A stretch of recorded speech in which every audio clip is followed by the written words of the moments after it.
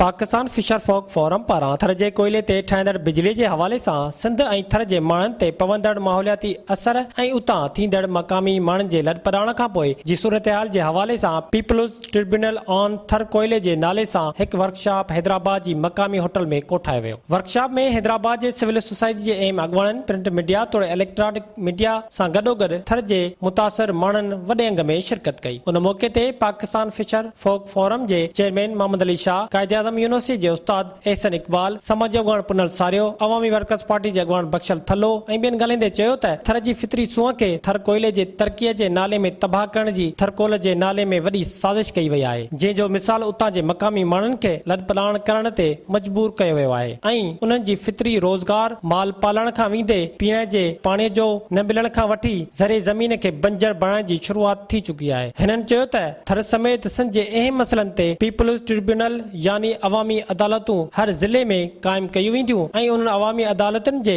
फ़ैसिलनि जे नतीजे में बाज़ाब्ता तहरीक हलाई वेंदी। अॼु पीपल्स ट्रिब्यूनल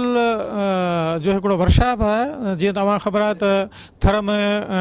कोयले जे करे, कोयले जी माइनिंग जे करे, कोल पावर प्लांट्स लॻण जे करे थर जे माण्हुनि सां तमामु घणियूं नाइंसाफ़ी थी रहियूं आहिनि। उन्हनि खे पंहिंजे तारीख़ी रोज़गार मां बेदख़ल कयो पियो वञे, उन्हनि खां गौचर खसाया पिया वञनि, ज़रे ज़मीनूं जेको आहे उन्हनि खां खसियूं पियूं वञनि। हीउ जेको इंतिहाई ख़तरनाक जेको लैंड एक्विज़िशन एक्ट आहे 1894 वारो, उन जे तहत जेको आहे माण्हुनि खे पंहिंजे तारीख़ी ज़मीनुनि तां, पंहिंजे तारीख़ी इलाइक़नि तां, पंहिंजे तारीख़ी ज़रिए ज़मीनुनि तां बेदख़ल कयो पियो वञे। सो इन सिलसिले में थर जा माण्हू आवाज़ उथारींदा रहिया आहिनि। फिशर फोरम बि जेको आहे सो कोल पावर प्लांट्स जे ख़िलाफ़ु जिदोजहद कंदी रही आहे,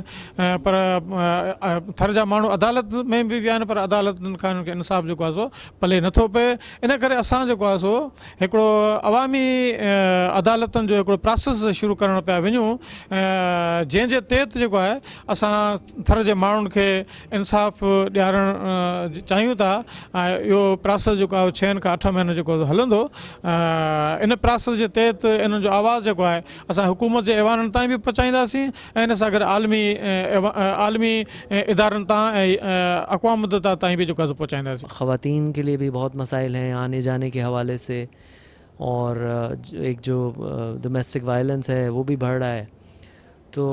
अब हमारा मकसद सिर्फ ये है कि यहाँ पे बैठ के थर के लोग, सिंध के लोग ख़ुद फ़ैसला करें कि ये जो मसाइल हैं इनका क्या हल होना चाहिए, और उस हल का जो मतलब जो भी फ़ैसला हो उसमें सरकारी इदारों के जो पार्लिमानी इदारों में जो बैठे हुए हैं उनको बुलाया जाए, जो कंपनियां इसमें इन्वॉल्व हैं उनको बुलाया जाए और उनको वो फ़ैसला बताया जाए, बजाय इसके कि सरकारी इदारों के फ़ैसलों पे ही हम आगे पीछे भाग दौड़ करते रहें। तो ये इसका मकसद। अॼु जो जेको वर्कशॉप रखियो वियो आहे उहो थर कोल जे नाले सां जेको थर खे तरक़ी ॾियण जे नाले सां थर जी बर्बादी बि कई वञे, थर जो थर जो जेको फितरी हुसन आहे उनखे बि बर्बादु कयो वञे, इंसानी हुकूक जी पामाली पई कई वञे। उन जे ख़िलाफ़ु जेकी जदोजहद हलाइणी आहे ऐं उनखे छा नालो ॾियणो आहे, उन जा मुख़्तलिफ़ सेशन करणा आहिनि, उन जे लाइ इहो वर्कशॉप रखियो वियो आहे त असां सभिनि खां हिकिड़ी गॾियल सलाह वठूं ऐं हिकिड़ो गॾियल फ़ैसिलो करियूं त इन जदोजहद खे अॻियां कीअं वधाइणो आहे। थर पार्कर सां जेका वेसागातियूं थियनि थियूं, थरकोल जे हिसाब सां मुख़्तलिफ़ कंपनीज़ आयूं आहिनि, जेको क़ौमी प्रोजेक्ट आहे उनजे नाले ते जेका तरक़ी जो नालो ॻायो पियो वञे, जॾहिं त जेके लोकल उते जा मक़ामी माण्हू आहिनि उन्हनि खां ज़मीनूं घर फुरे उन्हनि खे बेदर्द करे बेदख़ल कयो पियो वञे,